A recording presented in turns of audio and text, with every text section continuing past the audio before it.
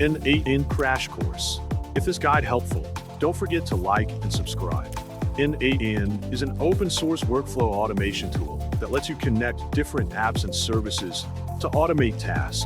It works like a visual editor, where you create workflows using drag-and-drop nodes without needing to code.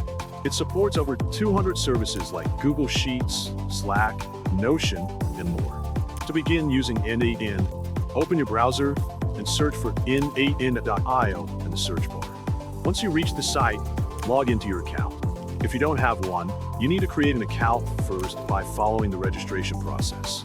After logging in, you will be taken to the home page.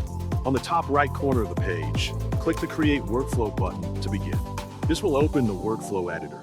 Next, click the Add First Step button to choose a trigger step that will start your workflow. After adding the trigger, click the plus icon next to your first step to open a search menu.